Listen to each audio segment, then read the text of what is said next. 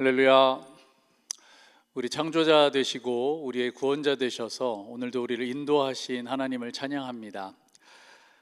2025년 8월 18일 월요일 우리가 함께 나눌 하나님의 말씀은 느헤미야 11장의 말씀입니다. 느헤미야 11장의 말씀 중에서 1절과 2절을 제가 읽도록 하겠습니다. 백성의 지도자들은 예루살렘에 자리 잡았다.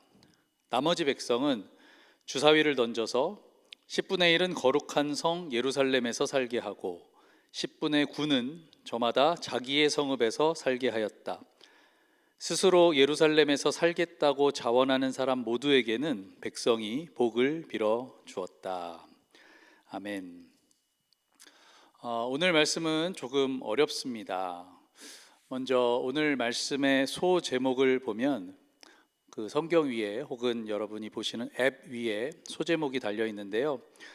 첫 번째로는 예루살렘에 자리를 잡은 백성들이라고 나오고요. 그리고 두 번째 소제목은 마을과 성읍에 자리를 잡은 백성들이라고 나옵니다.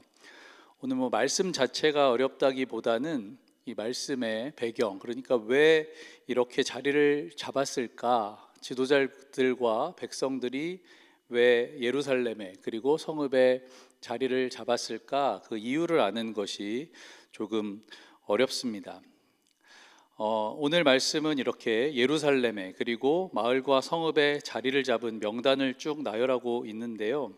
왜 어떤 사람은 예루살렘에 그리고 어떤 사람들은 마을과 성읍에 각각 자리를 잡았는지 그 이유를 함께 알아보도록 하겠습니다.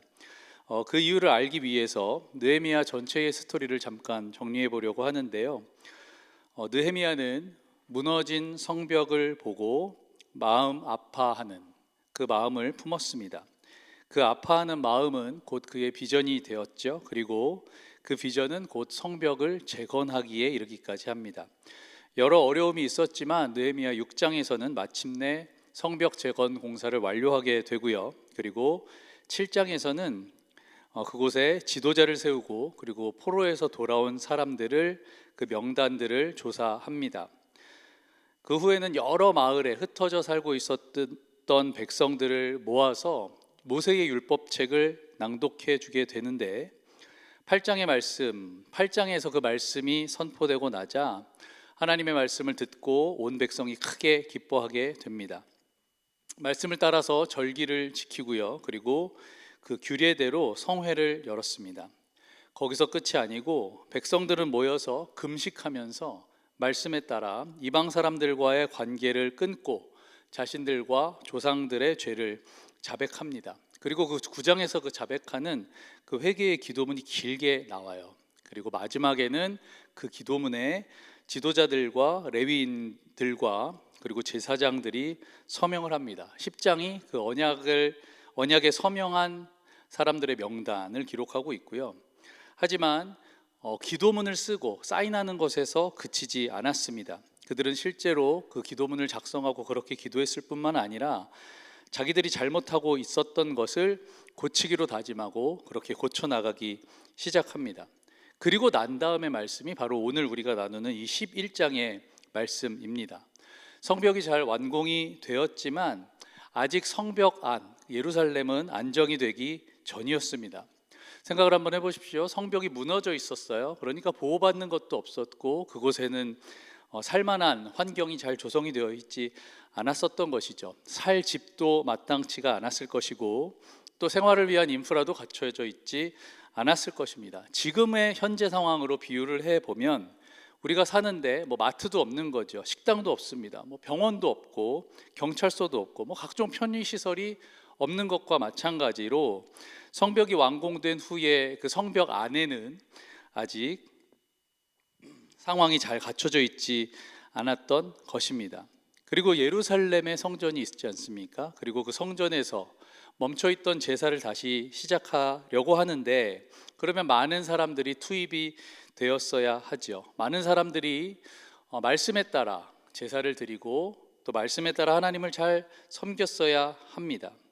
거기다가 이 안정되지 않았던 상황뿐만 아니라 또 불안 요소가 하나 있는데요. 예루살렘은 과거에 이 이스라엘의 수도였었죠. 남유다의 수도였었죠. 그리고 이제 느헤미야에 의해서 성벽이 재건되고 행정적으로나 방어적으로나 이제 다시 중심으로 회복이 되어가고 있는 것입니다. 그러니까 외부에서 보면 군사적으로도 가장 먼저 공격을 해야 하는 곳이죠. 반대로 생각하면 이 백성들에게는 공격을 받을 위험에 노출되어 있는 곳이 바로 안정되지 않은 예루살렘이었던 것입니다. 이런 배경에서 오늘 말씀, 이 성벽 안에 사람들을 채우는 일들이 시작되고 있는 것입니다. 이런 배경을 알고 나서 오늘 말씀의 1, 2절을 다시 한번 보게 되면 그 이해가 조금 달라질 텐데요. 제가 오늘 아까 읽었던 21장 1절과 2절의 말씀을 다시 한번 읽어보도록 하겠습니다. 이런 배경 지식을 가지고 한번 다시 들어보십시오. 1절 말씀입니다. 백성의 지도자들은 예루살렘에 자리 잡았다. 나머지 백성들은 주사위를 던져서 10분의 1은 거룩한 성 예루살렘에서 살게 하고 10분의 9는 저마다 자기의 성읍에서 살게 하였다. 2절 스스로 예루살렘에서 살겠다고 자원하는 사람 모두에게는 백성이 복을 빌어 주었다. 자, 1절 말씀 보니까 백성의 지도자들이 예루살렘에 자리를 잡았다고 합니다. 먼저 지도자들이 솔선수범한 것이죠. 그리고 그 수도를, 그 중심성을, 그리고 그 성전을 지키기로 한 것입니다. 나머지는 주사위를 던졌대요. 개역개정에서는 제비를 뽑았다고 나오는데요. 그 주사위를 던져서 10분의 1은 예루살렘에 살게 했다고 합니다. 그리고 10분의 9는 자기 성읍에서 살게 했대요. 아마도 대부분은 자기가 살아왔던 곳이 편했을 것입니다. 익숙했겠죠. 인프라도 다 갖춰져 있고 또 친구와 가족들도 다 그곳에 있지 않겠습니까? 하지만 성벽을 재건했으니까 예루살렘도 지키고 그리고 성전에서 예배하기 위한 사람들도 필요했습니다. 그렇기 때문에 10분의 1은 제비를 뽑아서 예루살렘에 거주하게 합니다.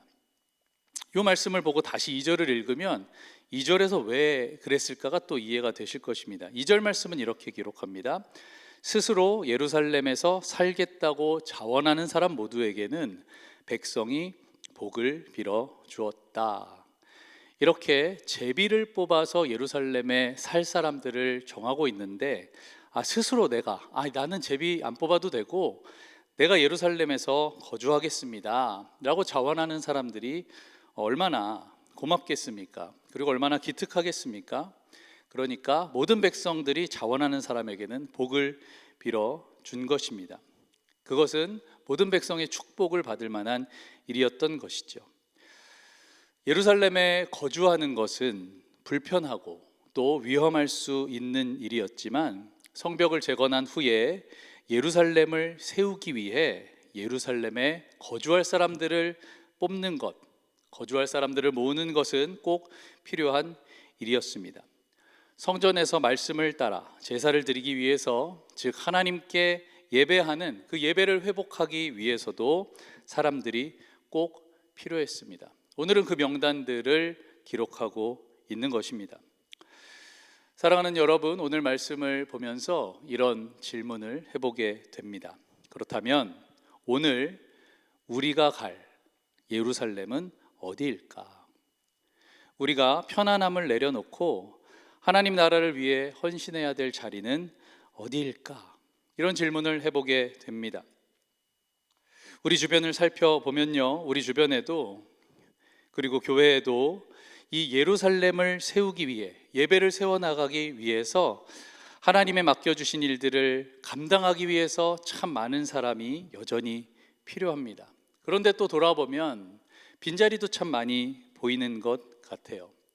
다 자기의 삶을 위해서는, 자기 자신을 위해서는 그 시간을 쓰고 자신의 최선을 노력하는 사람들이 참 많이 있는데, 교회와 하나님의 사역을 감당하기 위해서는 자원하는 사람들이 부족해 보입니다.